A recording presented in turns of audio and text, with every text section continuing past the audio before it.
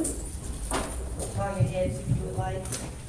Heavenly Father, we come to you today asking you for your guidance, your wisdom, and support as we begin this meeting. Help us to engage in meaningful discussion, allow us to work both as a group and nurture the bond of this community. Bless all the first responders and our military. In Jesus' name we pray, amen. Amen. I pledge allegiance to the flag of the United States of America and to the republic for which it stands, one nation, under God, indivisible, with liberty and justice for all. Thank you, Alderman Johnson, and good evening to everyone in the audience and our special members on the back row. And for left, we invite you all to please turn off your cell phones or put them on vibrate so that we can conduct our meeting without disruption. Okay, we will now move on to agenda item 3. Our purpose for being here tonight is, yay, it's budget time. So we will begin with our budget work session for fiscal year 23-24. And I invite our interim town manager and our finance director to take on the meeting. Please take it away. That's all you did. All right, any questions? We can cut to the chase. Already? So I did do a few slides just to kind of go over the highlights of the budget. So we're going to talk about the budget process, did a lot of work with the rate and fee schedules, talked a little bit about that. Then the general fund, all the enterprise funds, fleet maintenance fund, and next steps. So the budget process, of course, the LGC staff, which is us, we're involved with consultant Deborah Mack kind of overseeing and directing the budget process. And Deborah is with us. Hi, Deborah. Deborah did a lion's share of the work. Did a good job. So the budget is in compliance with North Carolina General Statute 159. What does that mean? It means budgets are balanced. All the debt is budgeted. We're always you pay debt first. Yes. The revenues are deemed to be reasonable and attainable. The expenditures are necessary and they have a public purpose. Do we know what that is? They're monies that are supposed to be spent for the town. For a public purpose. The thing that gets you in trouble with public purpose is when you want to donate money. You still need, if you make if you budget money to a nonprofit, they're still supposed to carry on a public purpose that the town would do. Departments were involved in submitting the expenditure request and reviewing the fees and recommending changes. They participated very well. Budgets were reviewed by the interim town manager, LGC staff, the audit committee, and the finance consultants. Revenue projections are conservative. And just so everybody knows, the audit committee is the mayor, Mr. Pelosius, and Ms. Cooper.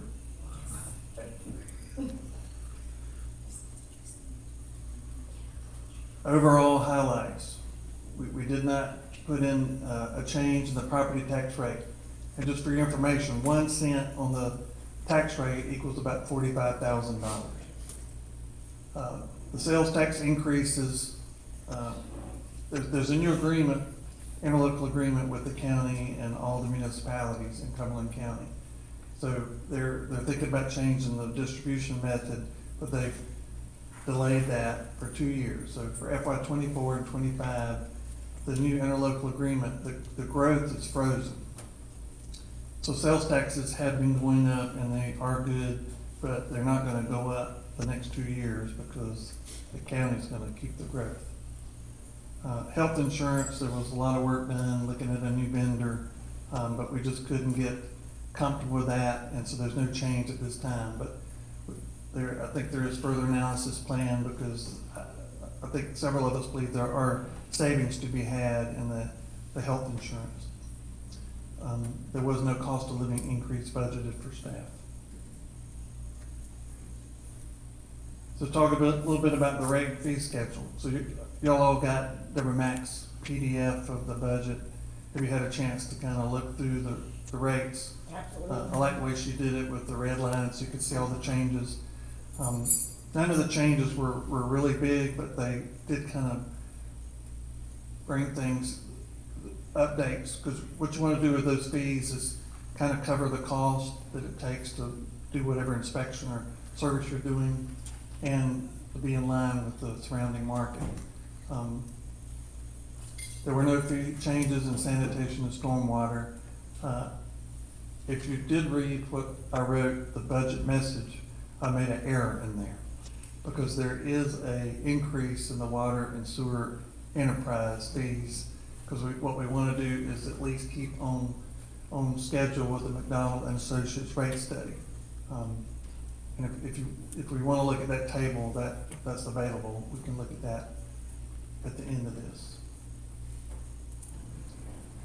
So in the general fund, the proposed FY 2024 budget is not materially different from what we had last year, at least the beginning budget, $8,087,053. We budgeted kind of, not quite half and half, but we've got a mix of finance staffing versus consultant services, with the same goal that we've had kind of for the last year, is to hire and train, because we want to, when you do get to hire some finance accountants and a finance director, we do want some overlap so they can get training, and we leave the town in good hands, because there's been a lot of cleanup done, and we want it to stay clean, as I know you guys do. There have been several new positions added in the general fund, a building inspector, a fire inspector, code enforcement that will be in the police department. This is not a policy, a police lieutenant for admin, and public works admin assistant. The new positions will enhance the town's compliance, but should also lead to some increased revenue for the inspections. The water sewer enterprise, you see the total budget there, a little over $4.4 million. There was a water sewer added in water operations. There's about $310,000 budgeted in capital outlay for some smaller projects. The maintenance and repair, we think, is adequately funded based on past history. We'll call Tim up later to quiz him on that if you'd like. The AIA study got kicked off kind of last week. I've been through one of those and seen the results. That's going to give you a wealth of information on the status of the water distribution, the wastewater collection system, and the wastewater treatment plant, with pictures and the whole 9 yards, measures, inventories. And what we'll also do is kind of tell you what stage of life those assets are in, and that'll lead to planning for the future. So this study is going to be eye-opening, and there will be some look at rates again, which will be needed once you get kind of the eye as to what the status of the infrastructure is and what the options are. One of the things we know is that the wastewater treatment plant is in a floodplain. Is that an issue or not? So it is an issue. Second flooding, they've got markers. It's been underwater. Yeah. Yeah. But picking it up and moving it is a pretty high cost. But this study and the feasibility study will kind of get into that and get some professional opinions, not accountants' opinions, but engineering opinions on what your options are as a town going forward. So the rate increase to comply with the rate study, by my calculation, based on a 5,000 gallon a month residential user, the water is going up 6.8, the sewer 14.6, and the combined is 10.8%. The rates we used last year in the table were actually the 2022 rates, and so we've jumped up to the 2024 rates. So the town with this increase will be where the study said you needed to be, and I think that's a good thing, because you can't save up too much for the water sewer based on what infrastructure needs may be. So again, for absolute clarification, when these rates go up, it is not just because the town wants to raise rates, it is because we are in compliance with the rate fee schedule for 2024, and this is standard across the board. Yes. And you did that rate study, I think it was dated May of 2020. So, in the next year, it'll be time to look at it again. But that's the best thing to do, is to get the engineering outside third-party opinion, a study, and stick with it. Because rates are gonna go up potentially every year. Costs are going up. Absolutely. I mean, But just making sure we make it extremely plain, this is not Spring Lake trying to raise rates to just take money. This is regular Well, inflation, this is growth, this is maintenance, we have to do this. Our water sewer fund is a business. all across the state is the same thing. Is what somebody in the office today called it the 40-year ticking time bomb. The Clean Water Act created a lot of infrastructure, and that was what, in the 70s? So that infrastructure, if you don't maintain it, or even if you do, it still wears out. You gotta replace it. And the only way we can do that is by maintaining rate inflations every year. So you want to cover your operating costs, of course. And a lot of people think, oh, well, we don't have to really cover depreciation, but your depreciation is kind of your reserves you build to replace your infrastructure. So yeah, this staying with the consultant's rate increases is what needs to be done. I had a question. Did we get an increase in, the cost of the water from Harnett County and, PwC? Yes, there were some increases there. Okay, thank you. They went up last year, and we did not go up last Say year. that right. Isn't that correct? They went up last year too, Tim, and we didn't go up last We year? did. We went up last year. We went up last year. Oh, we went up last year too? Okay. I know they keep going Ms. up. Sutherland, I know you're very familiar, but if you can keep your comments to a minimum, he was addressing the department heads. Thank you. You're welcome. Sanitation Enterprise Fund, budget $741,000. No change in rates for customers, no change in the vendor. And we're still, I hear that the manager is working on the new agreement for next year. But, good news with some of that ARPA reserves that were created, we did purchase a new grapple truck. So I think your repair costs are gonna go way down for that. And also with the new trucks, there's been some review of the bulk trash pickup program to create better efficiencies. So this fund is doing pretty well, I think. Yes, Alderman Hooper? Question in reference to the grapple truck. Do we owe any other monies for that truck, or do we own it outright? Well, the town owns it outright, Okay, thank you. cash purchase. Yes, he wrote a check for it. The stormwater fund, budget's right at $300,000. There's no fee change, and those are the fees per ERU, which stands for, Stormwater? I don't know, what does ERU stand for? I looked it up, I can't remember. Estimated residential units. One more time? Estimated residential units. Thank you, Tim. That's why you guys had to be here. There's a capital outlay budgeted at $100,000 in the stormwater fund.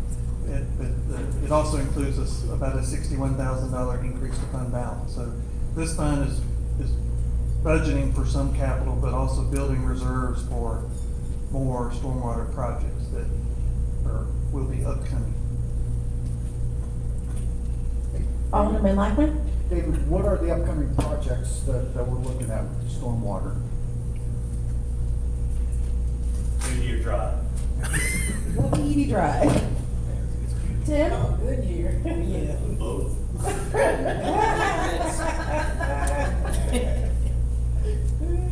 And so on those projects, what are we looking at on those projects? Are we looking at a complete sewer redo? Are we looking at doing, water line, Yes, please. Sure, please, thank you. We gotta see, guys, it's the hot seat, it's specifically for everybody who wanted to sit in the back. And with those, what are we looking at as far as footage on there? Are we looking at? As far as the footage, I'm not sure of that offhand off the top of my head, but for Wapiti, yes, at this point, it is a total pipe replacement and enlargement. That is the only thing that would improve that section of pipe. Goodyear is just getting in there and seeing what we need to do with that ditch. And so with PD, is it a 4-inch or is it a 6-inch? Are we looking to go to It's what? 16 and probably needs to be a 30. Okay. And that's for the wastewater? Stormwater. Stormwater, This is okay. stormwater. Okay. I had a question. Go ahead, come on. The Holly Hills, the ditch. That's the Goodyear project. Oh, is that the good, oh, you calling it the Goodyear project? Yes, ma'am. Oh, okay. That's how it's listed in the budget. Yeah. Okay. Well, it's the Goodyear ditch project. Because it follows around the whole, So, can I ask a question, since Tim is in the hot seat? Yes. The AIA, when is that projected to be completed? I think it was, about 1 year. Okay, So hopefully by this time next year, we should have a working 10-year CIP Yes. for water sewer. That does not include stormwater. all right. And I know, and I'm glad Dave mentioned it, that it's gonna basically require us to do another water study, or water pay rate study. Well, it's gonna incorporate the actual CIP. But that's gonna be included in it? Correct. Okay, perfect. Yeah, I know that the first year we had the water pay study done, we didn't incorporate the pay increase or the rate increase for the water and sewer. And that's why we got a year behind, is because it was done that way. And, also the firm that did it was our auditor. And so that's another reason I think we need to get it done. Is that right? No, they're an engineering. I'm thinking of, what am I thinking about auditor? What's their name? Preston, okay, thank you. All right. Thanks for correcting me. Gotcha. Former. Alderman Lockwood? And Tim, do we have any other projects that are being forecasted for the next year? For stormwater? Yes. Not at this time. Okay. A lot of it is reserved for, like, the PD project came up as a surprise this year. Right. So, It wasn't a surprise for us. Thank you. well, the scope of it, not the. Any other questions for Tim? You are released from the hot seat. Take a breather, get some water. Back on you, David. So one of the things that I'll mention to the engineer working on the rate study is that when they're done, that they need to hand off a model that you can maintain. When I was in Raleigh, I mean, I love doing the modeling, because if they get it in Excel and they let you change some of the factors, like, cause, costs go up, new projects pop out, other projects go away, not often, but sometimes. You need to be able to change your model, and it looks at current costs plus capital needs as you save in future years, and just helps you see to the future. It's really hard as a council, I always, everywhere I go, when you start talking about rates and you're only talking about, like, right now, everybody thinks, well, I don't wanna pay more. And the citizens don't wanna pay more, but when you see, like, what not paying more now does in the future, a lot of times those costs are increases, and if your revenues are not going up appropriately, once they cross and your costs are less than what you need, that is really hard to make up. And so many places that have to make up for not increasing in the past, they're the ones that end up with 20, 30, 40, 50% rate increases, and you know how well those don't go over. But a working model that you can maintain and keep up, I mean, I'll be glad to help you. Yes. But I might not be around. We'll be glad to take your, help, even if you're not here as the LGC. But Tiffany, I mean, she's great. We've got you guys' phone number. Tiffany, you live here. We can find you.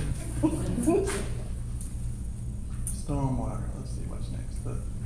The fleet financial plan, so the total budget there is $243,000. Supports all your rolling stock except for the fire trucks, correct? That is correct. And all your recent equipment purchases should result in less repairs. Yes. So that'll be good. This fund nets to zero as all the costs are charged back to departments. And the goal for this is to break even, which it is doing. Do we need a CIP plan for this, for fleet? Well, you might call it like a rolling stock plan. When I was in Raleigh, we had a big schedule. Of course, we had a lot of vehicles, and the fleet manager was the owner of the fleet. And departments didn't like that, but it was good because he would assess the vehicles annually and say, well, this was 2 years old, but it's falling apart, so we're gonna roll it out earlier. But if something lasted longer, like some of the Chiefs trucks, might keep it on more. But yeah, it's, you know, spreadsheets are a great thing. You can put a lot of stuff in there and keep up with the condition, the cost, you know, the repair cost per vehicle, that's an important thing to look at annually. Like that, the old grapple truck that was replaced, it was eating all alive. Yes, it was. Won't the geotabs track things like repair costs and needs and things per vehicle? Maintenance needs to happen. It would. Okay. Thank you. So the next steps in the process, I'm sure you've already been processing budget information, and we're gonna process some more tonight. The LGC public hearing, I'll be here in Spring Lake on next Monday at 7. The board members, LGC board members, they will be virtually attending. And we're gonna test that out tomorrow, make sure it works. For the Board of Aldermen, the LGC will collaborate on the budget approval and adoption. The LGC is scheduled to adopt 6/26 at 1:30 in the afternoon.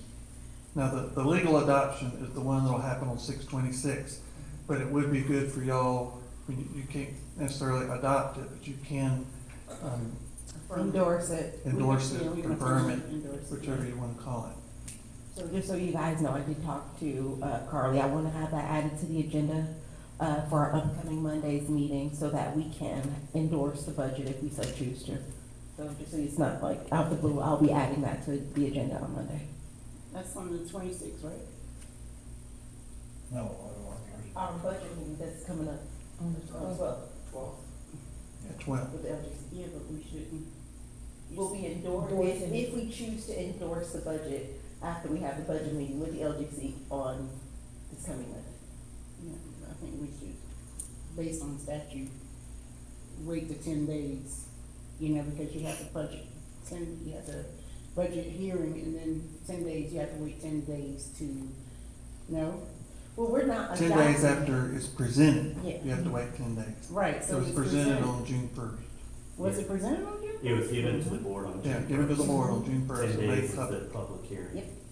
Oh, okay. Yeah, a lot of people get that, but the public hearing, some places hold the public hearing and adopt the same day, but I don't think that looks real good. Well, that's what I'm saying, I don't think we should endorse it on the same day we over. Oh, no. Well, we could, because we got it already, we've had it for 7 days already.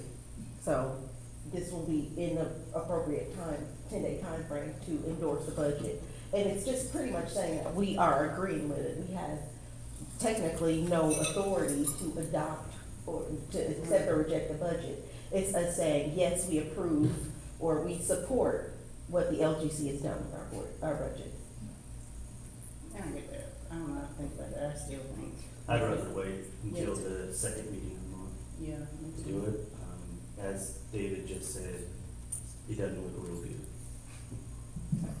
So you say don't endorse the budget on the Monday meeting, wait until the, Well, only like if you get some citizen comment that you wanna contemplate and consider and us discuss it, yeah, we need to do that. Yeah, I wanna give citizens time to chime in if they want to. so if you guys wanna wait till the next meeting, that's fine. Yeah. Yep, okay. So the 26th. Yeah, we'll put it on the 26th meeting. Mhm. Then we'll talk a little bit about how we're gonna implement the budget. Going over things with department heads, pretty much the status quo as far as purchase orders and things like that.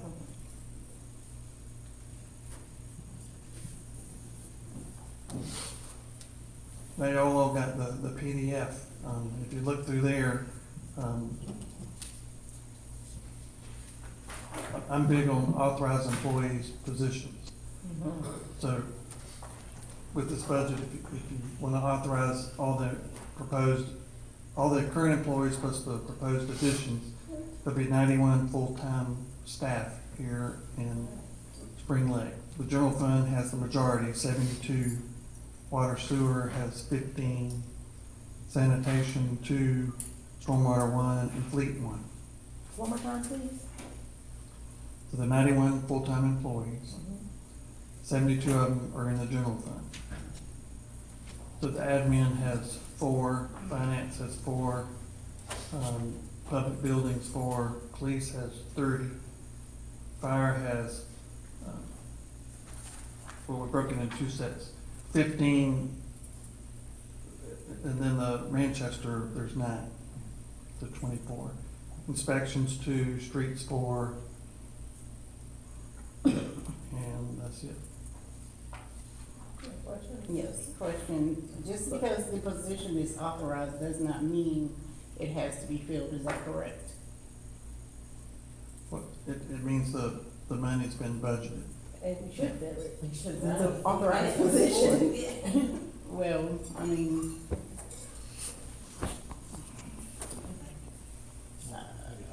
yeah.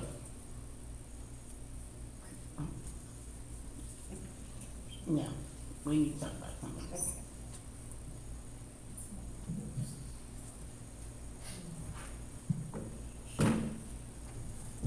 Okay.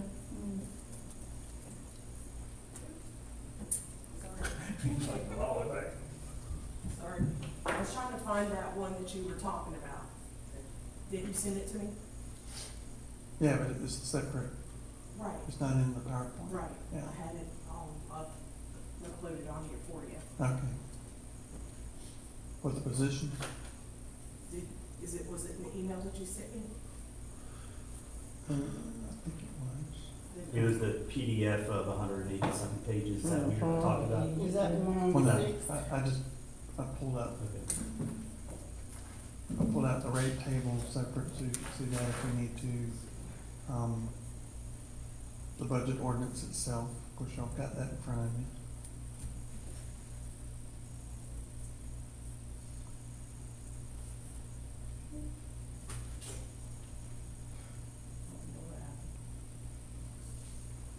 So what questions do you have, or do you want to talk about some of the specifics that are in the budget detail? Board members, are there any specific questions that you have about the budget? Yeah, I had a question about, for Terry. I know that we didn't make any change for the health insurance. I know that I've seen emails in the manager's report about you speaking to different health insurance companies or whatever. Can you talk about how many companies you spoke to? Please approach the hot seat.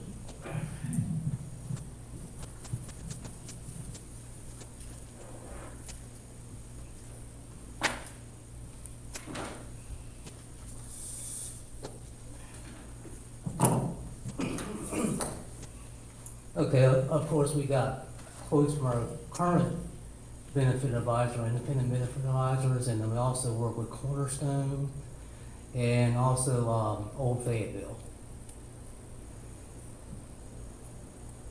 So is that 3 total or 4 including our current provider? It'll be 3 total, including our current, right. Okay. All right, thank you. That's fine. Any other questions for Gary? No, you can go.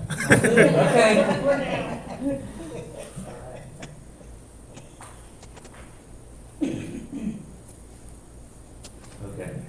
Okay. Can I go Alderman again? Lackman?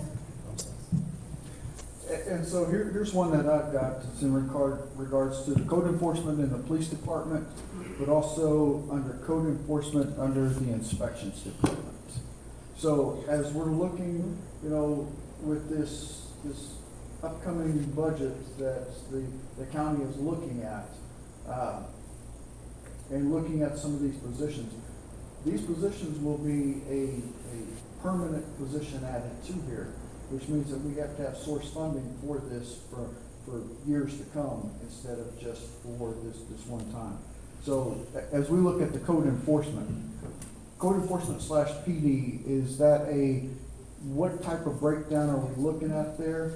Is the code enforcement under the inspections, is this something that position can be combined and it be one employee that does the nuisance but also does the code enforcement? I'm not quite sure as I read this where we're going with this, so I'd like some clarification on that. Jason has a plan for code enforcement, so. Yeah, so what it is, well, it's kind of in two places, but what the idea was first was to put it in PD, so they can have a little bit of teeth to go and do that. After talking to Chief Spellman, his people's not really ready for that. So what we're going to do, and we really want to make something go up. So we've met with another company that's going to come in and they're going to really attack these places. And so that's going to fall under, so it's only going to be one position. It's in both areas, but it's only one position. And this one will work with Lynn to get out there and get all the stuff and really attack the town and really get it cleaned up. And once, when me and Chief was talking about, once it gets pretty level and everything's kind of clean like it's supposed to be, then it can get moved over to PD to just maintain. And they'll work together with that a little bit. That's kind of why it looks funny like that, but it won't be that bad. So just to be clear, the code enforcement will address nuisance as well as the code enforcement. And what aspect of code enforcement are we looking at with this company? They'll also be doing minimal housing as well. Yeah, they do it all. They're talking grass, houses, buildings, everything that we want them to do, they're gonna do. And they really seem like a great company to work with for half the price of what we're paying now. Can we get some information about that? Okay, give me a second, our clerk ringing for that one, go ahead. Deborah, go ahead. Well, hang on one second. Hold on, Deborah. We can't Can you hear. pull the mic down to the laptop? What's up there? It was earlier, so what happened? It was working earlier. Go ahead, Deborah. No? No. No, for No. some reason it's not. It's like if you're fine. It's like face. It was working fine a while ago. Hold on a minute. Let me stop this share. All right, go ahead now. No, it's worse. Yeah, I don't know. Yeah, what- check the volume, see how high it. There's something that says mute, something is muted up there. Yeah, it's over here. On the bottom right, you see where it's muted?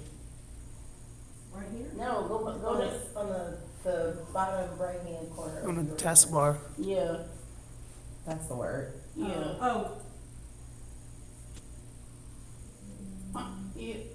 No, it's, I don't know. the very bottom thing, it says it's I see, muted. I see, The speaker, it says it's muted. I see. But I don't see where, You just keep. yeah. If you click on that speaker, if you click on that speaker there, where the blue is all the way, the headphones, click on, Okay, try now. I don't know why it's doing that. It wasn't like this earlier. there we go. Okay, there you go. Okay, go now. Can you hear me? Yes. Okay. Can everyone hear me? Yes, we can. Okay. Code enforcement. In the budget detail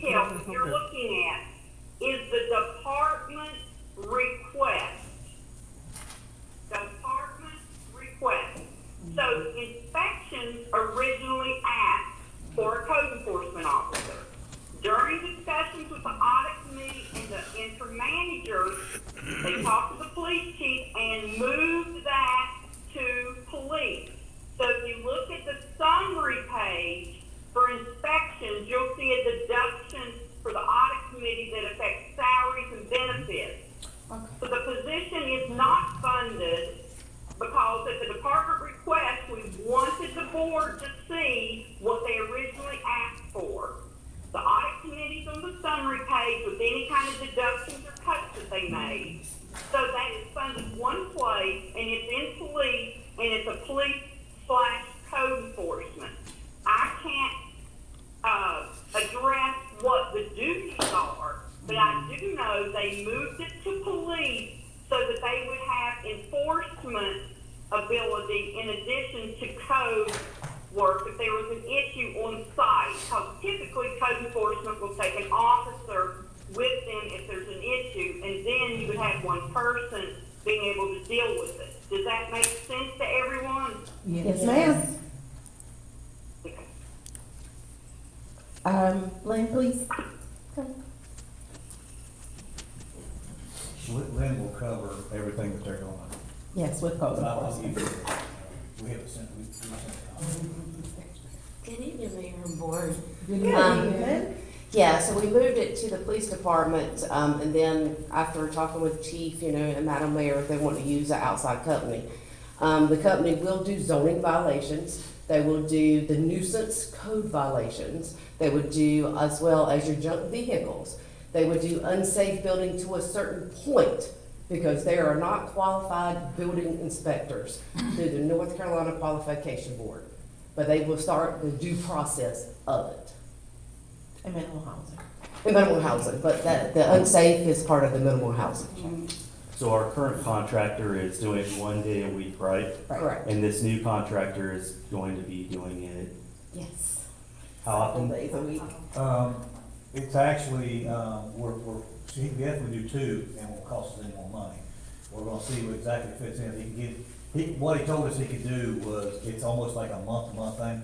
He could come in, work 3 days, start getting a lot of things done, and then back it off a little bit. He's gonna work with us so we can make sure we clean this town up. Every town we talked to that had this guy, they were great. Check references, huh? We did. Yeah, he So, has lots of references to check. Great. Just a bit of background on this company. Myself and Mayor Pro Tem got a chance to meet them when we went to City Vision.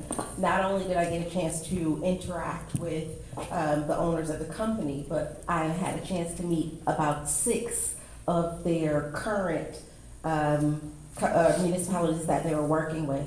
And to hear the reviews, these people were raving about the change that this company came in and made. And this was from town managers, city managers, elected officials. They were stellar. And so it's one thing for the company to toot their own horn. It's another thing to have several of their clients come right in and say, absolutely, they made a great impact in our community. And then they came in, sat down with myself, Jason and Lynn, and really spelled it out. They understand what's happening in Spring Lake. They took the time to ride around our town before they came in and said he came in several hours early to come in and drive down every street and came in. So he knows exactly the condition that we're in. We're paying In Focus $72 an hour, 73. $73 an hour. This company charges $40 an hour. And stellar reviews. So just a bit of background on that. And to add to that too, Madam Mayor, that company also said that they're retired police officers that were Yes, nuisance. they're all retired police officers. They are also retired police officers that did nuisance. So is this something that we're looking at on a short term or month to month as it was stated? And then at what point are we looking for this to be taken over by the town? Well, I think once we see the fruits of the labor and they really clean a lot of it up, we're gonna take a little bit of time for Chief Spellman, gentleman, or whoever he's elected to be that person, to spend time with them, to know what they're looking for, how to react. They're gonna train our guy a little bit, and then we'll just take it back over. So, I mean, they're not gonna leave us dry, they're actually gonna help us train our people to do what they do. And really what I would like in regards to this is that we're transparent with the residents, the landowners, the homeowners, so that this is not a surprise to them, that they are told that at this point, and really, they should start now on cleaning up those areas so that when this does kick off, that the enforcement aspect is more of not enforcement, but continuance. Yeah. And I want to redirect back to the budget meeting, but I want to your point, that was one of their points. They want to make sure they build relationships. They go in with the idea that people don't want to be in violation. They go in with the idea that they want to fix things. So it's a relationship building, and how can we help you get through whatever this is. So they're really effective, and I'm speaking from their current people they're in contract with, and from their words is that they want to, like I said, they go in with the assumption that people want to get rid of their violations. So relationship building, transparency, compassion, and empathy is what they lead with, and that was one of the things that really struck me. So I think we'll definitely get that from them. Yeah, one of the biggest thing, I'll finish up on this, he said he goes and they knock on the doors, they talk to folks. It's not just send you a letter and you throw the letter aside and you don't worry about it until you get the third or fourth letter. They actually want to find out how they can help you to get the stuff done. So it's going to work out great for us. I think it's going to really be a big change in the town. So, quick question, I don't know whose light was on, or if there's, these are still should be on.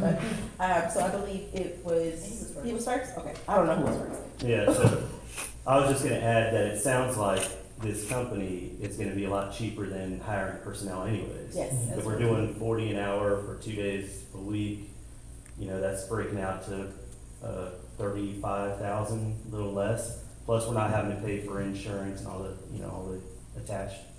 And then it translates as well, if we do decide to, release the company and go with just on-site staff, the compensation rate is still there, so we won't have to do any budget amendments or anything it'll translate very easily. Alderman Cooper? Thank you.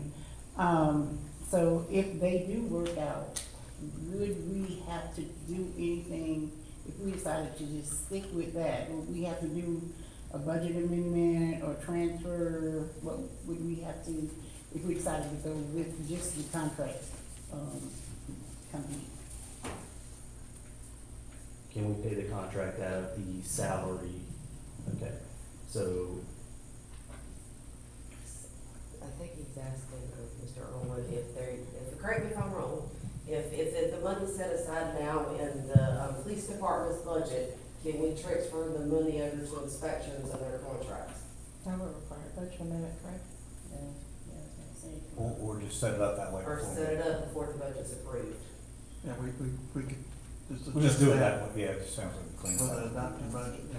Yeah, we'll do it that way for you. That's right. I'm sorry, you're not in the hot seat, and we can't hear you. We can only hear you when you're in the hot seat.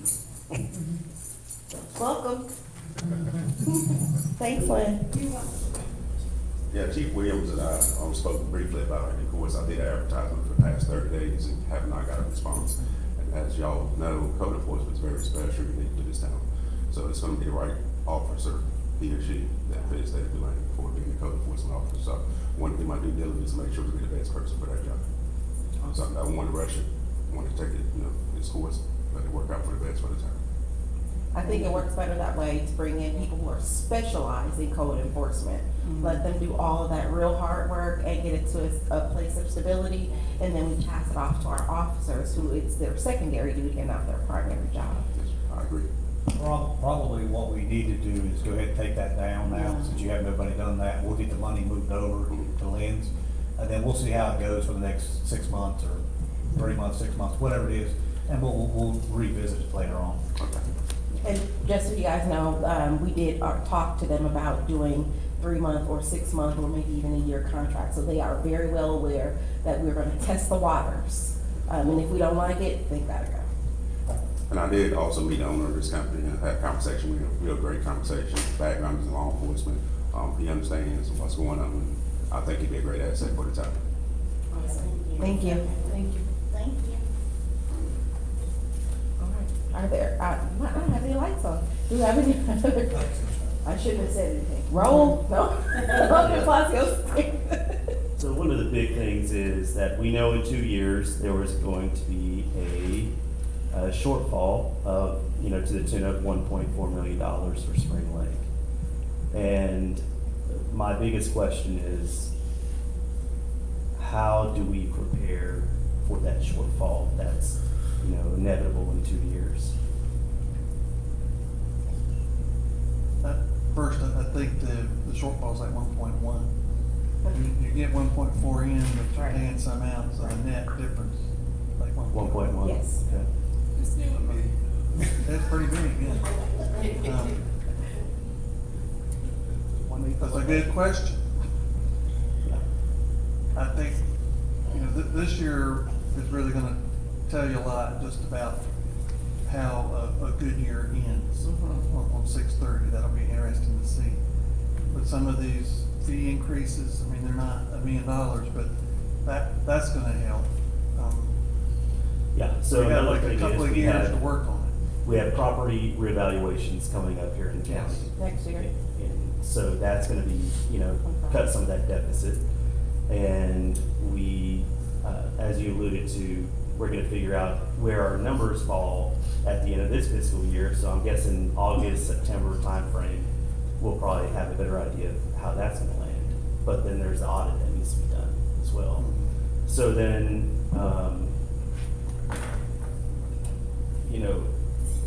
I know that there is a lot of money right now that we're probably anticipating is gonna be put back into the general fund as a result of the budgeting and the strict guidance that the town employees have been doing, the department heads, Deborah Mack and all, town manager. And so I could be wrong, but one of the budget ordinances that was passed today, or I'm sorry, yesterday, had something to the tune of the town fund balance get replenished by a little over $500,000 at this time. I know that's likely to change. Does that sound familiar to you or Deborah Mack? So what I'm pointing to is an email from earlier today. And when I go to Spring Lake ordinance that was passed, it's Spring Lake ordinance 2324 approved. And it has a fund balance increase.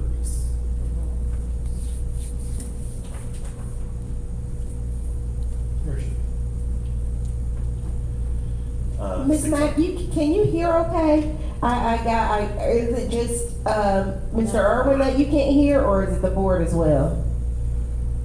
I can't hear anything that's being said at Dave's table. So you don't have to speak all the way into the I mic. can hear, if no one else is talking, I can hear clearly if someone's asking a question. But I believe, I don't know who was asking the question, but someone was asking about the ordinances that we, had LGC board approved, I believe it was yesterday. Is that what the CAS question was? Yes, ma'am. 2324. Okay, so what that is a result of is, Sylvia is doing an outstanding job getting ready for the audit for actually 22. We never got a chance to go back and look at previous year's issues. And one of your key things you have to do is make sure your balance sheet, all your accounts on your balance sheet across all funds are in balance.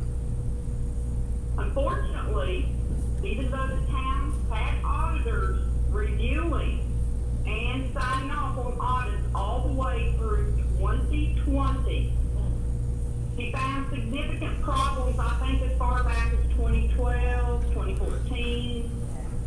There were grants that the town let lapse and didn't get reimbursed for. There was a loan to make improvements, and they never drew down on the loan.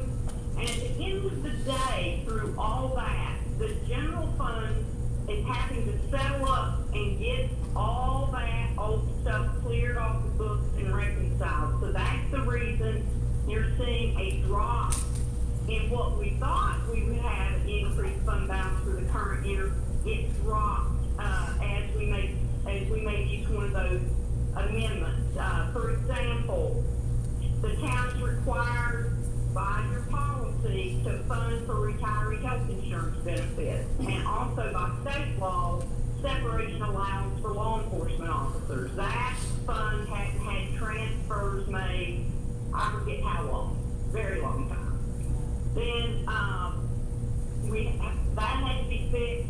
There were transfers that should have occurred to the police fund, as Dave mentioned earlier. It's, transfers money between them, and it should be zero. The costs are allocated to the fund.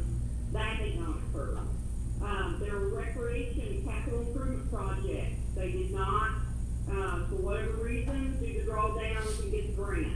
So each one of those are specific, so the public and everyone can read what happened and what caused each change by fund, why the general fund was having to make all those corrections to get that current.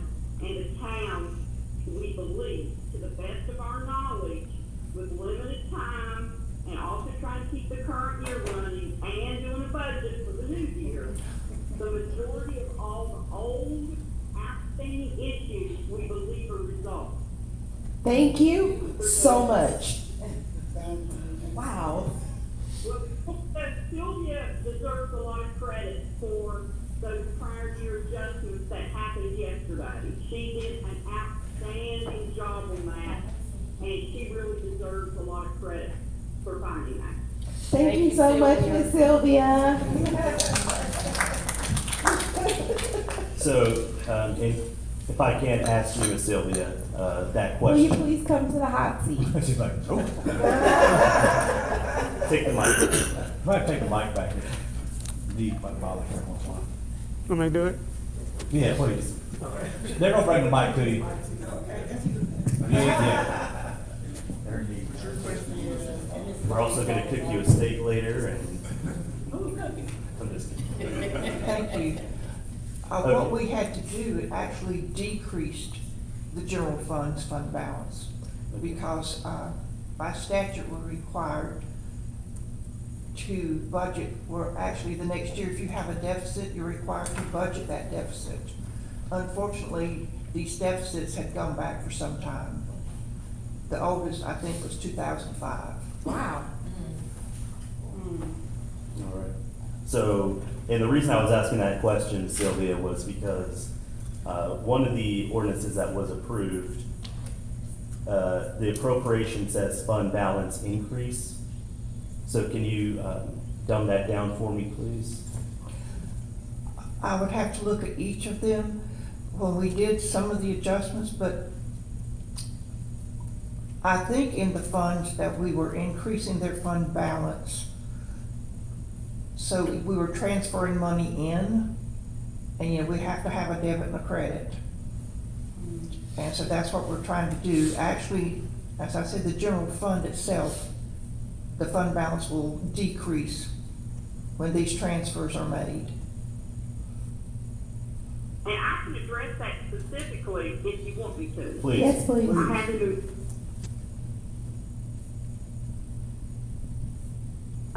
the ordinance is 23-16.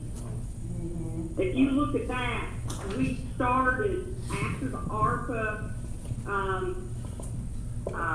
closed out of that fund and allocating it across the funds, and then funding the capital needs that needed to occur.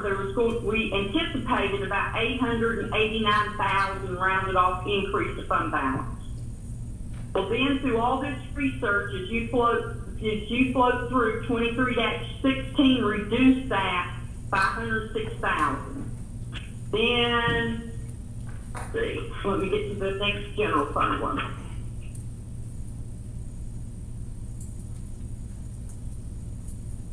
And the general fund then after that had to fund a spring fling project for recreation that they did not complete, so that dropped another almost $4,100. And then the general fund had to fund, NCDOT did not reimburse us for some improvements they required at the Manchester Fire Station 2 or 11, whatever the number is, but it's Manchester. They did not reimburse the town yet. We're going to still try to pursue it, but we needed to close the project out. That was another $19,100 to get that completed. And the largest one is, for the other post-employment benefit fund, that's 23-24.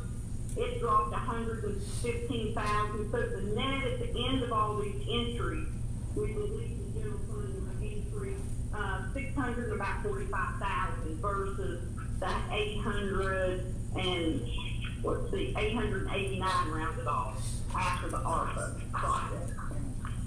And that's for this fiscal year. What started out as 889,000 is 644,000 after all these are cleared. Correct. 645. That's 44,888. That's correct. And so And it, the estimated fund balance then would still be the 11,158,047? that's not fund balance, that's the general fund I'm sorry, budget. general fund, yeah, wrong words. That's the estimated general fund balance. Okay. Yeah, that's just the general fund's entire budget is $11 million, not its fund balance, Yeah, it's right, not that right. number. And you won't know the total amount that will change. This is by budget ordinance, and that's keeping the budget in balance. When all the revenues versus all the actual expenditures occur, that's when you'll find out the true net change that will happen. And we won't know that for a couple of months because we've got bills coming in, we've got accruals to do at least through September that affect this budget that we're required to book. So we'll have a better idea about around October, to be honest, until all those adjustments are made that we're required to do, about really how the 23 will end. There's always a delay.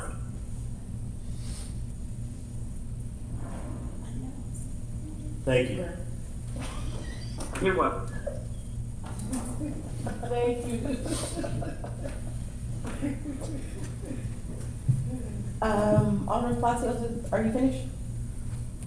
Alderman Cooper? Yes, well, I just wanted to piggyback off of Alderman Palacios and just trying to figure out, does this budget do anything to get us to that 1.43 million in sales tax revenue that we will incur in 2025?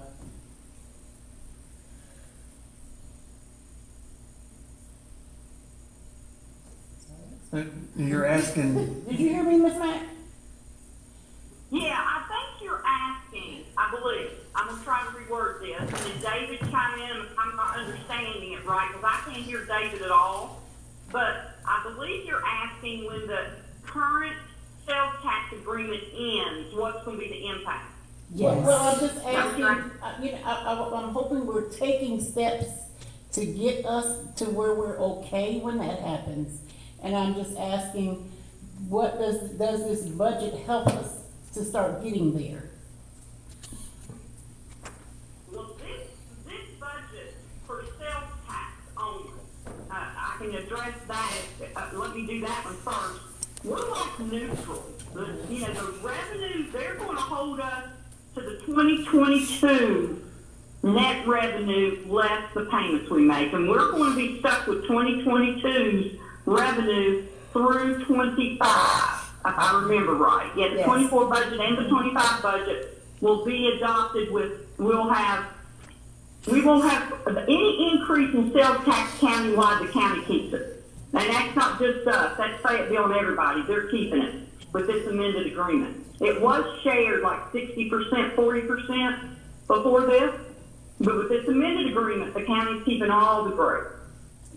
So sales tax isn't, even if you have booming economy, the town, Fayetteville, no one will benefit from that over the next 2 years. And so what I'm saying is, aren't we supposed to get a hit to our budget because of that loss of additional sales tax? Isn't that what we understood? No.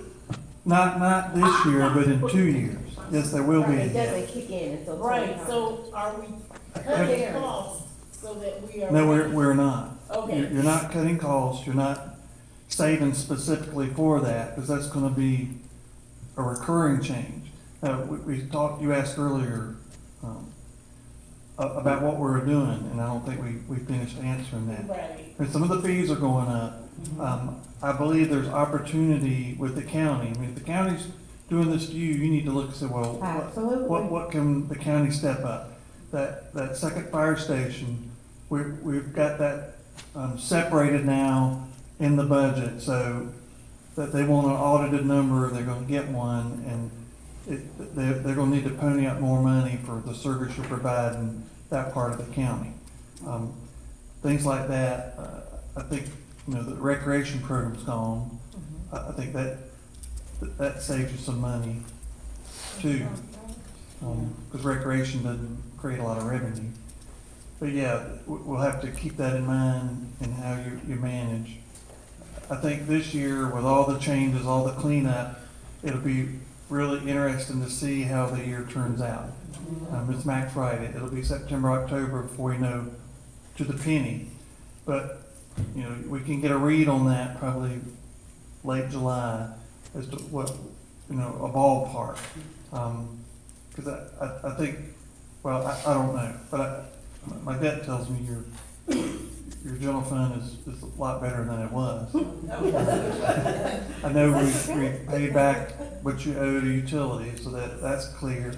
So we've cleaned the slate on a lot of things. We just got to see how the operations are running now that the cleanup's done.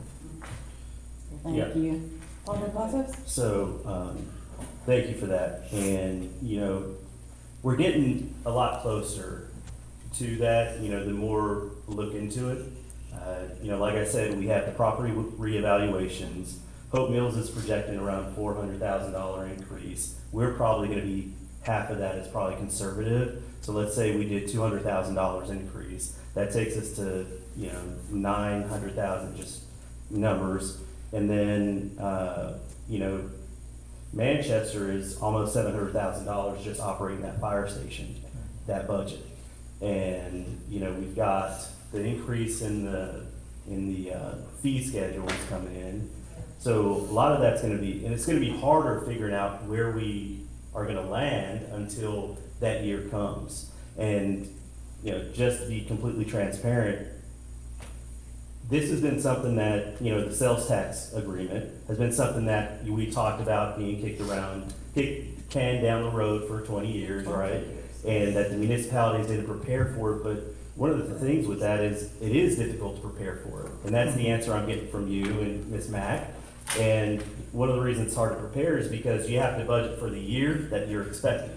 And then you have to allocate all that money. So how do you prepare for the future? Well, one way you could prepare is probably increasing, the taxes you're gonna receive, the fees of the town. And there are some wild ideas, like shutting down certain services that may need to be done. I'm not suggesting here, at all.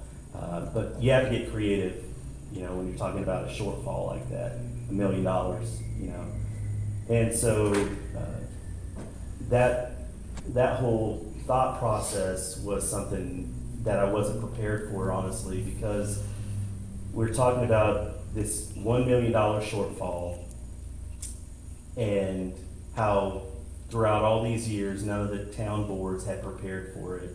But at the same time, if you are expecting that money, you have to allocate that money. And the only other thing I was thinking of was about the debt services the town has. So I know one of those debt services in the budget is expected to be paid off this year, right? It's the street, has something to do with the streets. It's like $3,000 or $4,000, right? We're gonna be done with that. But can we get what debt services the town totally owes right now? And maybe that's a question more for Sylvia or for Ms. Mack. Because I saw what was budgeted, but I don't see the total cost. If we were to, as a town, say, while we have the money, while we're expecting the money, can we go ahead and pay off these debts so that we no longer have those costs coming out in the future? Yeah. Well, a lot of your debt's in the utility fund too, but I can get you the debt schedule. Some of them are, but like the streets isn't, Right. and so And I know water does have some, but anyway, if that's something that we can get some follow-up on, how much debt the town actually has. Go ahead. Go ahead, Ms. Mack. I can't speak to the general fund debt. The community center for recreation was USDA loan, and it's like out there for 2048 Oh, wow. before that again. That's around $100,000 a year, so I don't believe the town has the money to pay that debt off. Then you have your fire trucks. There's a loan for 2 fire trucks. I can get you the entire debt schedule. And the street debt, I made a note on there so the board and everyone would know that payment that's going to be made, I believe it's in October, whatever, I'll look. That and the interest payment, that will be the last year finally on that debt service. I was going to put, there's a page, I deal with that so much. Hold on just a second.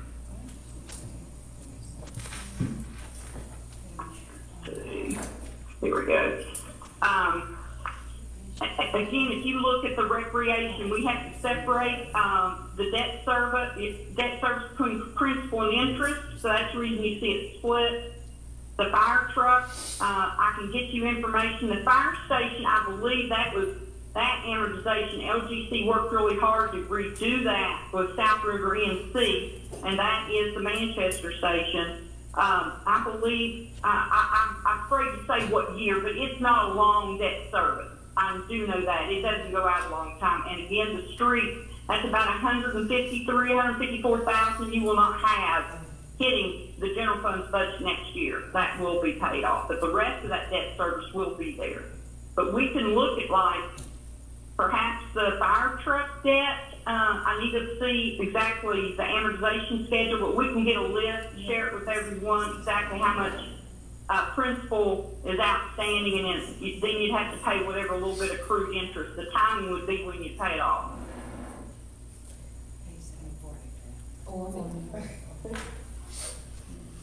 Thank you for that. You're welcome.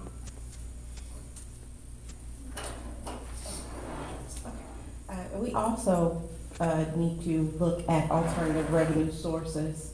And so that's something that I've been digging into, is trying to find alternative revenue sources for the town. So I challenge you to be as innovative as possible. This goes to the department heads as well. Let's find alternative ways to make money as well. Alderman Lackman? Mayor, I'm gonna go back. Sylvia, Ms. Mack, I wanna thank you all for the collection aspects that were done. So my question here is, Spring Lake hasn't learned its lessons a lot of times. And if I understood right, we had one of the collections back to 2005, I think you were saying, in regards to, on the fund balance where we are paying that down from the 889 to 645. You were saying that some of the police, the things weren't getting paid in a timely manner. Do you understand where I'm going at with this? It is really hard for me to hear whatever that question was. Okay, so is this a little better? Can you hear me a little better now? I think so. Go ahead. Okay, so one of the things was with the police and getting these debt services paid down, stuff that was missed for multiple years on end. Is there something that has been done so that these ankle biters, these issues that keep coming up, that in the future we no longer have these? Okay, you're talking about the things that we found so far that we've had to clean up? Yes. Is that what you're addressing? All I can say is this. If you hire people equivalent in skill, and don't worry about pay right now or pay grade, find good people with a lot of experience, let us get them trained, and encourage them to stay, then you should not have any problems. However, if you look to cut costs, and I'm going to be honest, every local government is suffering in the finance department area because it's usually underfunded. There's a lot of turnover, and they can't find accountants to fill jobs. There's just been a huge post about that problem for government. You can make more money in the private sector. So I'm just being perfectly honest. You're going to have experienced people. They cannot be right out of school to do this job. Even though it's a small town, it's very complex. There's a lot of old issues to resolve. And so, to be perfectly frank, you're going to have to fund that. I made a recommendation in that finance budget. Not just me, Sylvia as well, and LGC reviewed that. The titles you're going to need and the funding to actually get those positions filled will have to be done. You're not going to be able to operate a finance department that will keep the city running smoothly, not losing money, failing to ask for reimbursement, failing to create vendors properly, or all the outstanding issues. You're going to have qualified people, and you will have to pay them. I will tell you, you're not going to be able to have that finance budget like it was before. You'll end up right back in the same problem. I can guarantee that. And that's what I'm looking to prevent, is going back to where we were, so that we can look forward and do what we need to do. So thank you. You're welcome. Right. She said that's it. Qualified. The LGC has been saying this for the 17, 18 months we've been in office. Hire qualified people. Not your friends. Oh, Yeah, right. are there any other questions? Yes. On the clock goes. I know Tim, Jason, I'm sorry, Chief. Yes. I know Tim just walked out, but in the fee schedule, I didn't see anything for Adopt a Street. And if we start charging and repackage that program, that would need to be in the fee schedule, is that right? That is correct. I thought actually it's not in the fee schedule? It's gonna have to be. We'll have to add that real quickly, so they can look at it again. Because, we have to be able to know the money's coming in and to be able to turn that back around. So, yeah, they're not gonna let us do that without, something saying we can take money in. 'Cause Miss Mack right there, she'll slap me around if I take money in and she don't know about it, so we gotta be tough on that. So if we take money in, we gotta be able, if we send money out, we gotta have the money coming in for that. Yes, so that will be added. It's actually in there too, so in the rate Come fee on to schedule, the hot seat. So in the fee schedule, it says other rates and fees may be found in local ordinances. So is this, your Dr. Street, is this part of an ordinance? I don't know. policy. I'm not sure. But we can check into that. Yeah. We can check into So it that. can't just be added to our rate and fee schedule? No, once it's adopted, you can't adjust that whole. Yeah, I No, don't think I'm we saying, have. but we haven't adopted it. So what you're saying is, if there's an ordinance for it, it can go under the other. Yes. Yeah. Because the very I'm not sure we top have- page, yeah. I'm not says sure it. we have an Adopt a Street ordinance. Miss Mack, you gonna say something? Well, I was just going to say, I would recommend always having your fees in your fee schedule annually. When you bury them in old ordinances, that ordinance should reference your current fee schedule. That's the way that should work. That's in Unicode. It should always say a reference and say, this depends on the adopted annual fee schedule. That way you're not paying Unicode a bunch of money to keep amending those ordinances online. Then on your fee schedule, just remember, if you don't have that ordinance, which most people will not know about, number one, unless they go to Unicode, and the fee schedule, state law, you can't charge any fee that is not adopted by, which right now would be LGC adopting it. So even if you've got some historical that you think's in the fee schedule, you better make sure it's in there because it could be challenged. So we need to add that to this. Yeah. Right, we're just making sure we have that ordinance. Anything that we're aware of within an ordinance needs to go to our rate and fee schedule. Yes. So, Okay. All right. You, All right, so, thank you. In the revenue page, which is page 1 of 76, The interlocal agreement revenue, can you specify what that income is? Other than that it's interlocal agreement revenue? Is he asking about interlocal revenue? Yes. Yeah. 156,000, or 152.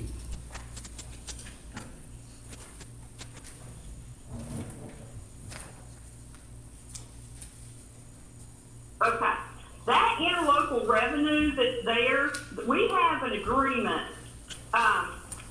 agreed not to challenge that and allow both those bases to be annexed by Fayetteville. And Fayetteville gains all that population. There are revenue streams that are tied to population that are allocated and distributed. Based on that interlocal agreement, Fayetteville has to share that increased revenue with Spring Lake for not contesting it, because the military will not allow an annexation if there's any other government unit that challenges it. Spring Lake and then Fayetteville entered into that agreement. Fayetteville has that population and benefits from it for any revenue, and that agreement, they share that with the town. Now, Charlie, can you find that agreement for us, please? the town manager of Fayetteville, in their budget meeting, stated that they only have 2 more years for that agreement, and that after that, they no longer are required to pay that. So that's 152. It should not have had an end date, because you agreed to allow them to annex the base, and you would have forever gave up that revenue stream. Yeah, that's a statement I from, can't, Well, Carly's gonna pull that information. so, is that what the entire 152,000 being budgeted is? that is correct. That's reimbursement coming from, the city of Fayetteville. That specific agreement. All right, so we're gonna look into that. Yes. Good catch, Ron.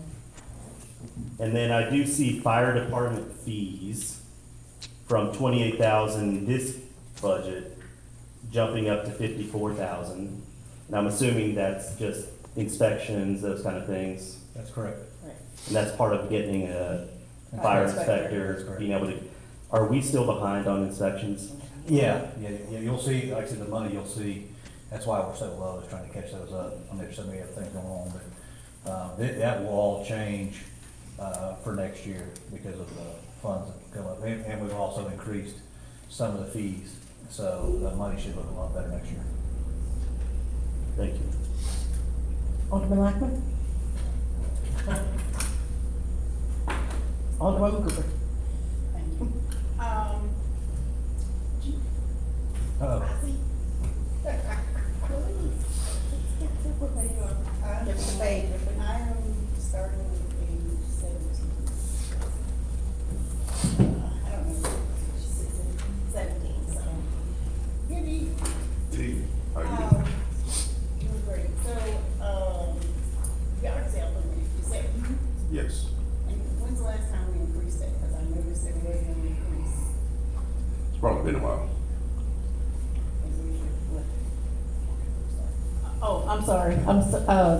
You said it's been a while, and what do you think would be a while? Maybe 5, 6 years that I'm aware of. So is that something we should look at? Because for one, I think we also need to enforce it. Because, we have people who throw up yard sales 10 times a year, or their yard is a permanent yard sale, so. It's something that we can look at. I'm trying to think over the last 3 months, I think maybe 2 or 3. And I know I've seen at least 8, so. Yeah, I think we need to look at, probably increasing that maybe to $10 and enforcing it. I think it needs to have some meat on it. I don't know what everybody else thinks, but, I'm sure it's been at $6 for, as long as I've been coming to meetings. And the other thing was, I noticed there were no increases on any of the fines for, citations. Is there a reason why? Of course, as far as the ordinance versus a citation, for a violation. And that's been, pretty much standard for several years here in Spring Lake. And obviously, it's not a whole lot of violations as far as ordinance, so there's no need to really increase that. I wouldn't say there hasn't been a lot of,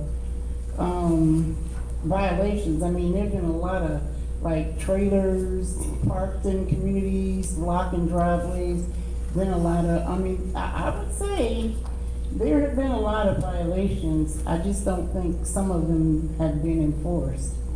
Like, I see tractor trailers parked in the road on a regular basis.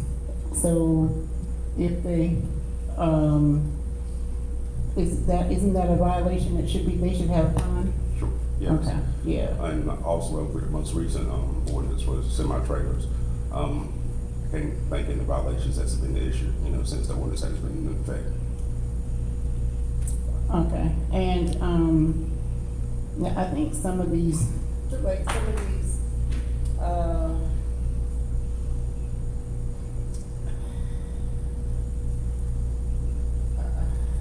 I know we've gone through a lot, but I think some of these need to be looked at, like adjusted or, removed, or some more meat in them, because, I think, was it loud music?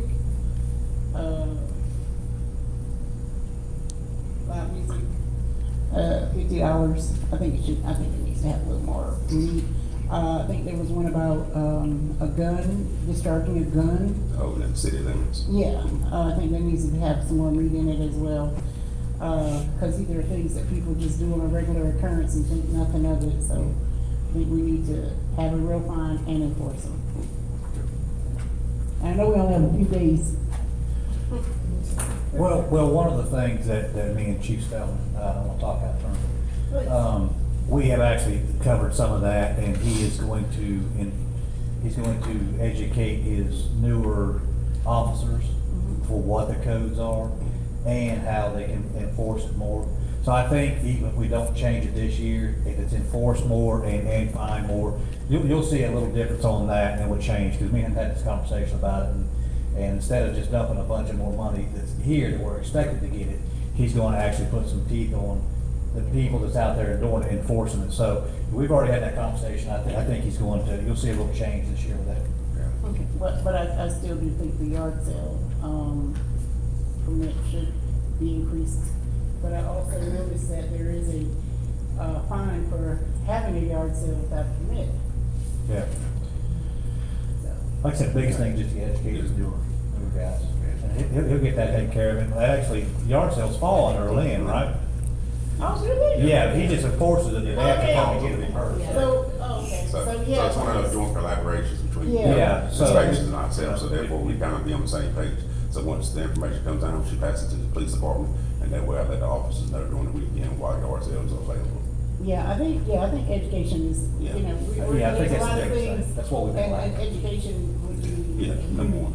Of course. Education and enforcement, and I think when people start to see the major enforcement, that'll be the deterrent itself, If they don't want to respond to our police officers, then yeah, we double the Yeah. fees too. So that'll be the deterrent. So you go from a $25 fine to a $100 fine, that kind of gets that. No, I mean, but we don't want them to be comfortable with paying minimal fees. If Yeah. you can't respond to enforcement, then you've gotta, find a different avenue. So I have the utmost confidence in Spring Lake, and again, I believe that people don't want to be in violation, they want to do the right thing. And so when we, give them some gentle enforcement, I think they'll comply, so. Yeah. Alderman Lackman? Chief, you're still in the hot seat here. I'm already here, so might as well go ahead, right? Hey, you know how I feel about littering. Yeah. And the littering fee is defined as $25. Throwing litter out of a vehicle is $50. Both of those are $50. When I come over onto the next page, I'm on page 21 and 30, and we're talking cruelty to animals is only $25. We're talking abandonment of animals is $25.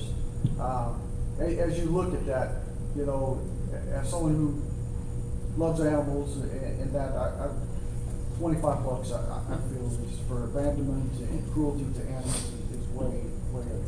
But you know how I feel about litter, so there you go.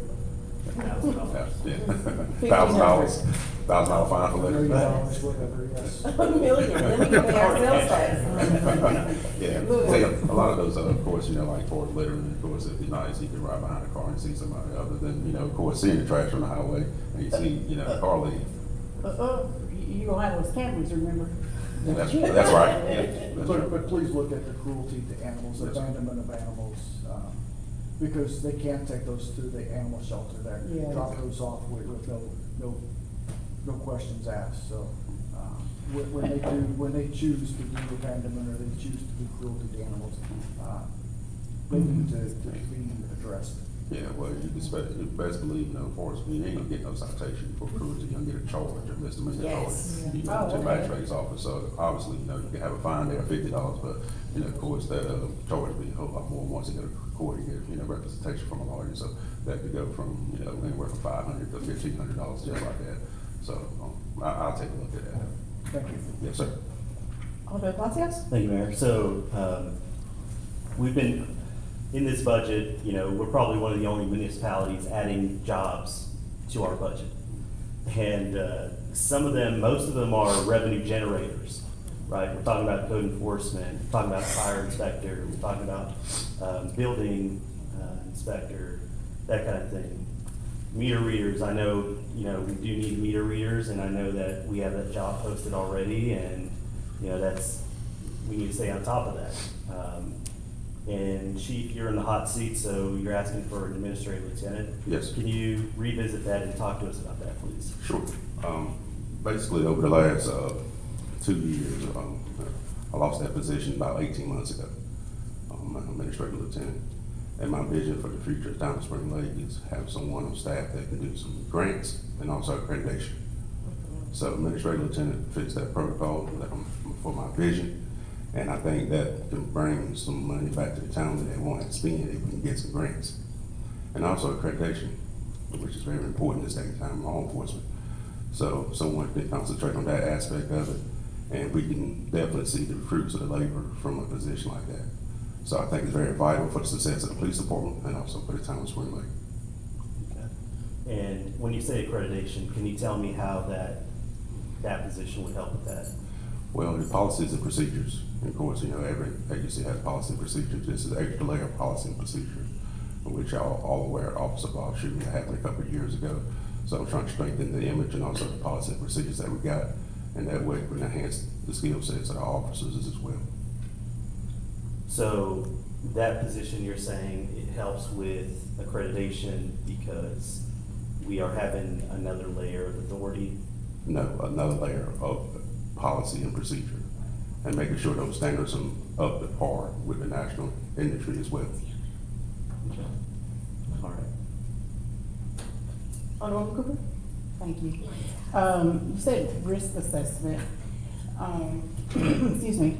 It was my understanding that we were going through a risk assessment with the North Carolina League of Municipalities. Yes, that is correct. Which would help to make sure you all are following all policies and procedures.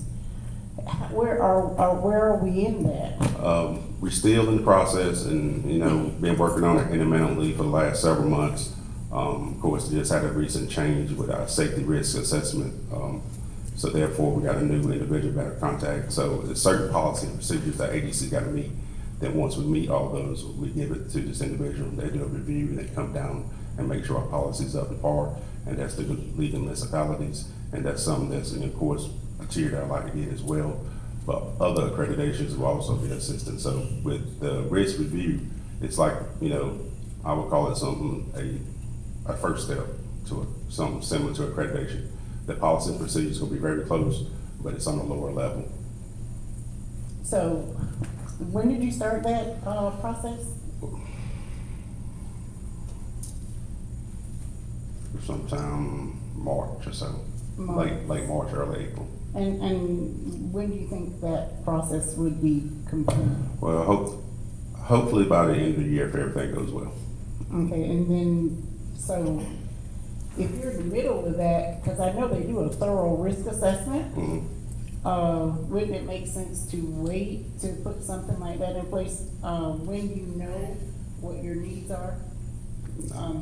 I think it's a good time to do it, and you continue. I don't think you should stop it. You know, you're right here in the beginning stages of the process, and of course, you know, I think now is just as good a time as ever. Wait, you said you started in March of this year? Yeah.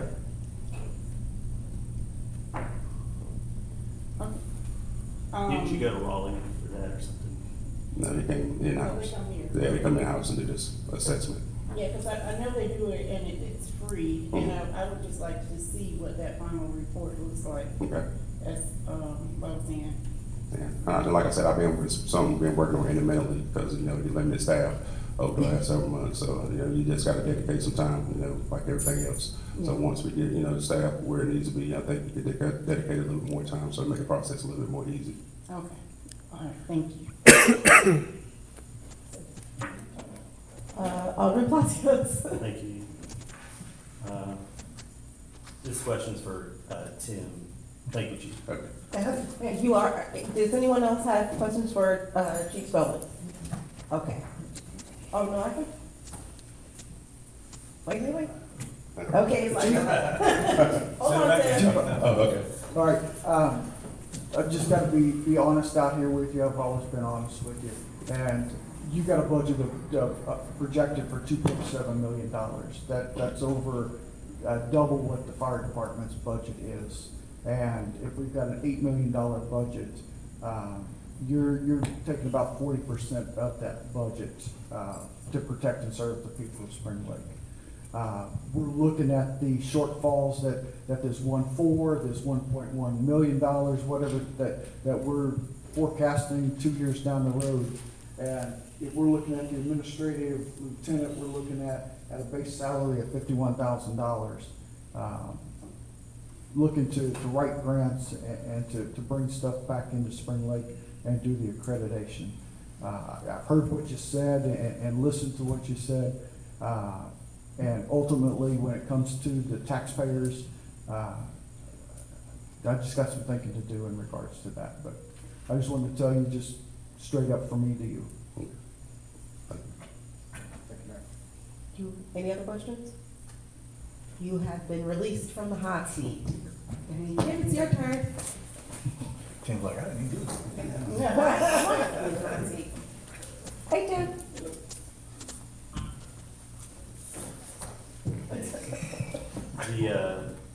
In the water sewer budget, there's a Chapel Hill Road sewer capital overlay. Correct. For $150,000, and I see there's a note here saying it may be through a grant. Can you talk about that, please? Well, we through the ARPA, what is it, $500,000? The direct allocation. Yes. From the legislature. We do have a $500,000 allocation that I'm going to that's try the to grant. use for that project as much as we can, and then if it needs more, that's in there for that. Okay. All right. Thank you. That was easy. You didn't even have to get warm yet. Are there, no, sorry, Tim. Yeah, I mean, that's something the engineer's also gonna, at the first start of the AIA, he's gonna evaluate that in another site. And whichever one comes out the worst, it's what that money's gonna be allocated for. What's the other side? Mack Street. Okay. So we got two different ones needing that. Okay. And there may be an opportunity we can use it for both. This is gonna depend on the cost I see. and how much we need to do. Thank you. Thank you. I believe you're released. Again, Again. don't get comfortable, though. You way back. But that money's not been budgeted yet, so we're waiting on some costs. Oh. The grant is there's a direct allocation, and we're aware of it, but we've not received any money, and we gotta appropriate the budget once we understand what y'all are doing. Alderwoman Cooper? Thank you. Steve? Hey, Steve. Before he goes here, I do want to let everybody know, I know we're giving you a hard time, but we really, really appreciate all of your hard work. We really, really do. I think we're gonna have a budget we can be very proud of. That's our finance staff, contracted staff, and our staff, town employees, manager, everybody. So, Steve, how you doing? How you doing? I'm good. You ready? I guess. Give it my best shot. Give it my best shot. I just wanted to thank you for your people's hard work. Every day I see lawnmowers going somewhere. Sometimes I think they're going where they've never been before. New lawnmowers. New lawnmowers. So I just wanted to thank you for that. Get some pictures. Put them on Facebook. That's my ask for you. Okay. Get some pictures. Put them on Facebook. Let people know that those ARPA dollars are going to good use. But thank you. I like to say, I appreciate y'all taking a risk for getting us this new equipment because it has been needed for a very, very, very long time. But I also like to thank Jason, the LGC, the state, Tim, everybody has been in this and has helped me since I was thrust into this position. So I have had a lot of help from a lot of people. And trust me, I couldn't have done it without the guys, and I couldn't have done it without the people that have helped me. So it mainly goes to all of the employees underneath me. They're the ones out there doing the work. But thank you again for taking a chance. That was a lot of money. It was a lot. But it was worth it, and it was necessary, and you can absolutely see where that money is spent. I know when I leave Spring Lake and enter into Fayetteville or Harnett County, because it is very distinguishable now. We know that those lawnmowers, like Alderwoman Cooper said, I have never seen them they're driving with smiles on their faces. And riding those lawnmowers, it is so good to see. We're getting handwritten letters, we're getting emails, there's been messages on Facebook groups. It's not just the administration that's seeing your work. The residents are seeing it, and that it's gotten so good that they see it and they're telling us that they see it. So, thank you. Well, I appreciate it, and if you all see anything, because we can't see it all, but if you see anything, just send it through the proper chain and it will get back to us and we'll try to jump on it to you right away. For all of Absolutely. you. We've got our honorary code enforcement agent sitting in the audience. We'd like to highlight Ms. Jones. Seriously, I think we should name her an honorary code enforcement. She really lets us know. She drives around the towns and sends us pictures. Hey, this is happening. Jason works directly with her to make sure we're getting things done.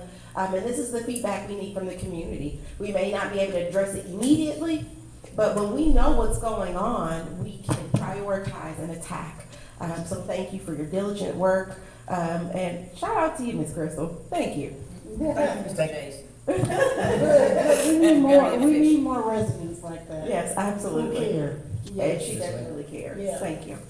But I think I just brought you. That's all we to wanna say do, just embarrass you just for Yeah, 5 that's minutes. all, just a little bit. I'll Alderman remember that. Lackman? I'll remember that. But hopefully, like you said, once we get rid of this truck 13 fiasco, we'll even be running more smoother.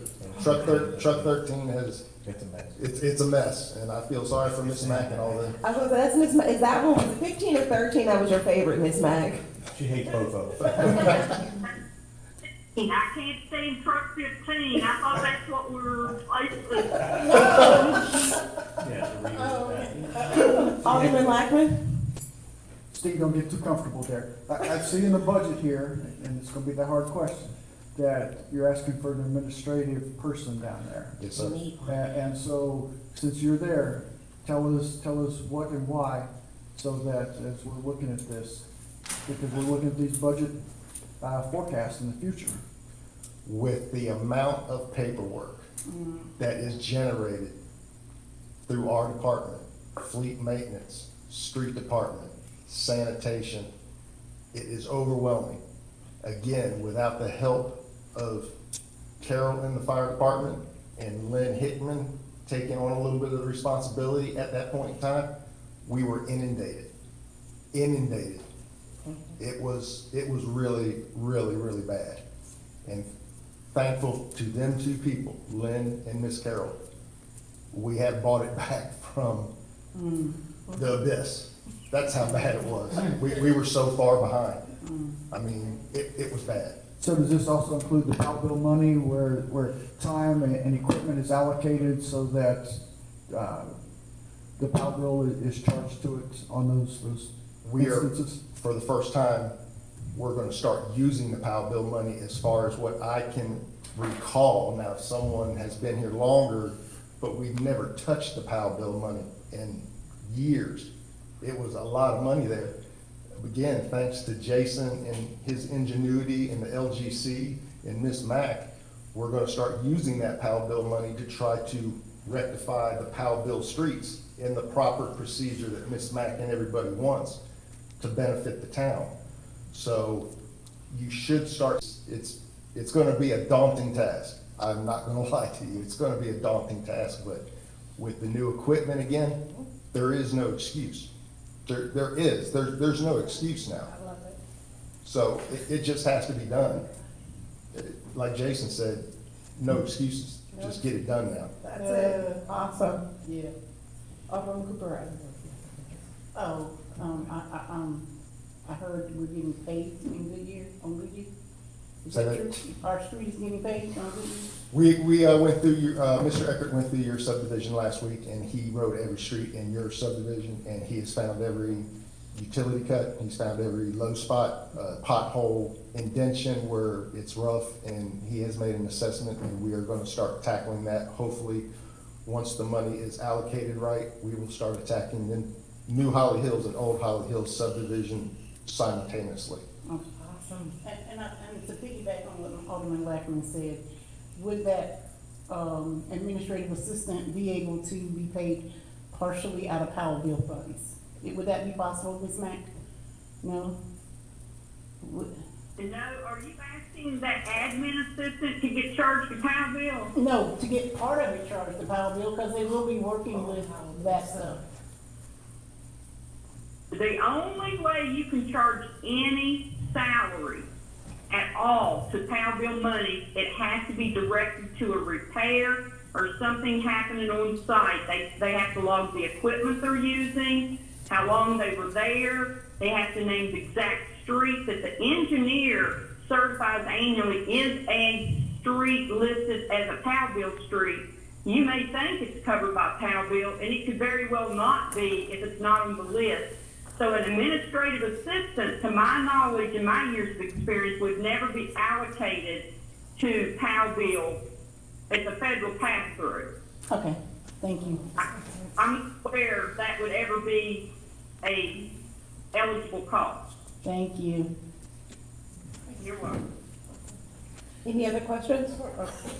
But some of the money that we'll be able to use for PAL bill, that me and Miss Mack been working on, and Steve and all that will help cover some of these streets that we're having problems with, all these, all the PAL bill streets.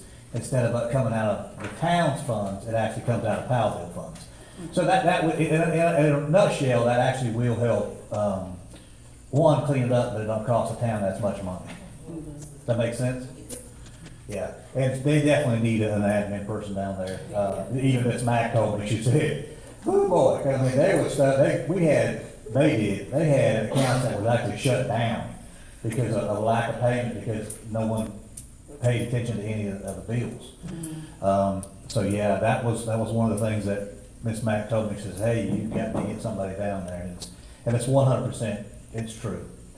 So, yep, but one of the great ideas that Steve had, actually, if anybody wants to, next Monday night during the meeting, he will have everything that you have bought for street out back over here. You guys can go out and sit on it and play with it, as long as you don't crank stuff up, I think we're good to go. And there'll be pictures, you guys can do everything, but, that's for any citizen wants to go out there and look at them, you'll be able to do that, because it's y'all's money that actually helped pay for some of this stuff, so. It's cleaning y'all's town up, and it's, but like I said, it's a good thing that's happened, and so we want to show off what these guys is doing and the new stuff and the hard work, and that was his idea to do that, so I thought it was a great idea. Great idea, Steve. So what we need to do is make sure we advertise that. If we can put that on our socials to let people know that you want to see what we are spending our money on, come to this upcoming meeting. It'll be on display. It'll be out back. And we do also have more equipment coming. We have a truck that's 4 or 5 months out that's gonna be replacing truck 13 that Miss Mack loves so much. But it's gonna, it's, She's 15. well, well, we got that coming, and we have another John Deere tractor coming soon. So that's gonna help cut the right of ways and all that more, even more so. Awesome. It's coming. Not for, Not for Steve. okay. Any other questions for Steve? Are you gonna be busy washing and waxing on that? They also have the new car smell on, so they'll still be clean.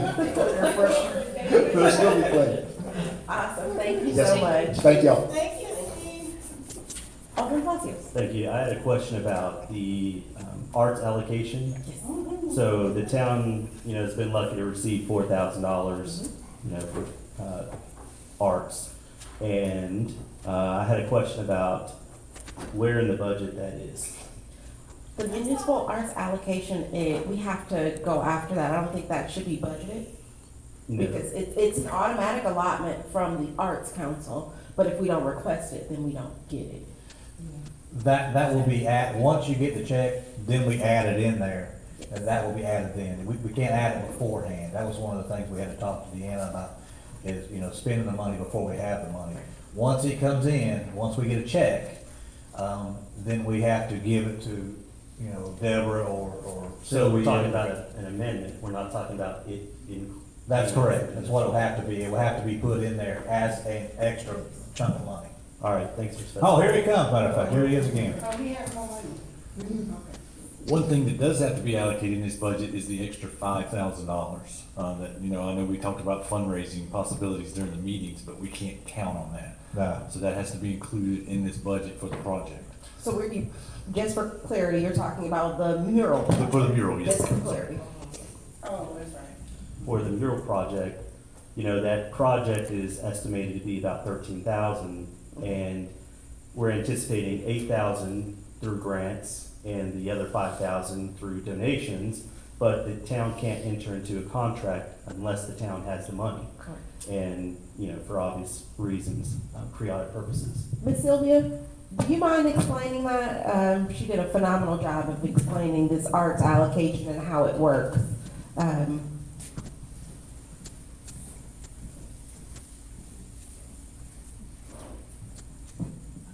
When we have a project, for example, if it crossed 2 fiscal years, we'd have to have a special ordinance for it to go for the life of the project.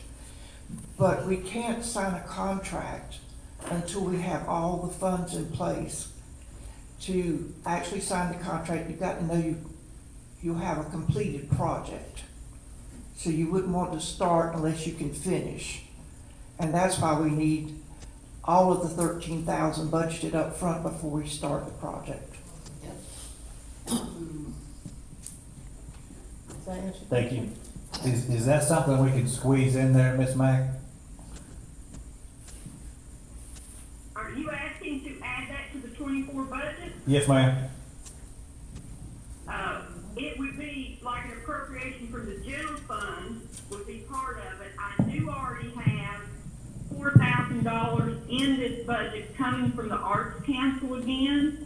But that's it, because I didn't have at the time what the total budget was, or what all you needed, because we didn't get a budget request, for that entire project. But we could, if you want to fund it entirely by the town, it would be, if it's 13,000, we would need to add that to the budget, and then I would add that expenditure that would go down into the arts, I believe it's the Arts Commission or Appearance Commission that manages that. It would go into that budget. Is that correct? Is that what you're asking to do? Yes, ma'am. That way, because they're going to get the $4,000 they already have checked. You've got that. and then they're supposed to be able to get one right after that. The town's gonna have to eat the other $5,000 unless they start bringing some, money in, but all the money that comes in, they're gonna turn right back in to reduction off the 5. Are you talking about fundraising now? I think that's what, is that what you're saying? Yeah. Or if we allocate the money to the project, can they reimburse the town with their fundraising? If it's structured at the beginning that every donor knows when they donated money that they're reimbursing the town for money that gets paid up front, and it's the same thing I asked about the Arts Council grant, and I believe they provided, Deanna, one of them, provided a document from the Arts Council, said that they were fine with reimbursing us, because that's going to be your issue. Sometimes grants don't allow that. So if you've already budgeted the money, they want you to do that plus, if that makes sense. So as long as the Art Council is okay with us funding that money up front and then get reimbursed, the problem is you've got a timing problem with the $4,000 you got this year, and they never provided an expenditure side of that budget. Nothing was brought forward about a budget or total project or anything to add it. So the problem is on the expenditure side of that money, as well as the shortfall of revenue. If the project is really $13,000, so I don't know what will happen if someone could talk to the Arts Council to see if they would let you have through July or something on the current year's allocation, considering everything We're good going on, until they may allow, where it's a local grant, August they may 31. allow that. Yes, it's August, right? Yeah, they gave us until August 31 to do that. I couldn't hear. They gave us until August 31st to do that. Okay, so they're going to extend the current 4,000 out to August Yes. in the August, current budget. correct. Okay. Yeah, they've already So written we us a would letter. need, I'm sorry. They've already written us a letter approving that. Okay. Well, if you can go ahead and send me a copy of that letter, and then if someone can prepare that total budget that we need, make sure it's total for that project, then we can add it to the 24 budget. As long as LGC is okay with us go ahead and amending that, if that's what the board wants us to do, and I can make these adjustments, and we would amend the final adopted ordinance. Thank you. Tim, you take care of that? Okay. Are there any other questions? And so then my recommendation is, we need to get a contract together that can get signed on July 1st. You can't sign it before then because you don't have the budget adopted yet. So it can all get signed, everything done, have the purchase order ready, whatever it's going to take. If we can get that coordinated, we can have that ready to go on July 1. Not a problem. So, what I would like is for us to update the town on these changes, because that was one thing we did say expressly, that the town was not going to fund this project. So if we're going to be able to do reimbursement, then we just need to make sure that the community knows that this is what we're doing. Absolutely. Are there any other questions? Any comments from the department heads? LGC? Back to you, David. Do you have anything? The treasurer wanted me to let you know that he did get a call from the Virginia Highway Patrol a couple of weeks ago about a fire truck barreling down the interstate. They want to make sure it was okay. That fire truck can go 55 miles an hour. Top speed of that thing is 58. Oh, yeah. We came back to New York with that thing, so yes. So, 58 miles an hour.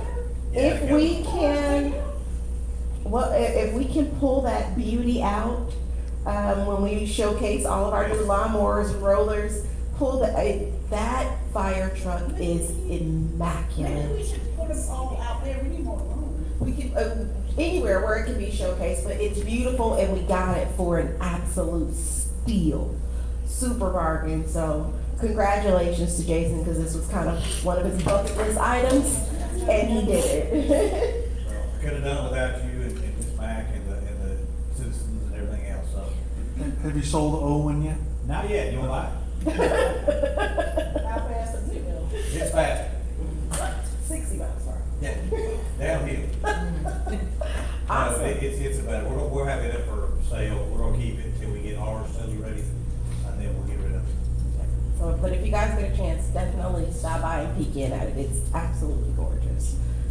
If there are no other questions, I just like to say I've appreciated tonight because y'all obviously did your homework. A lot of good questions.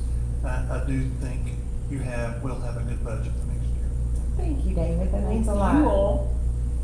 Hey, Tiffany, you ain't said nothing to us tonight. I just want to make sure you'll have anything you want to say.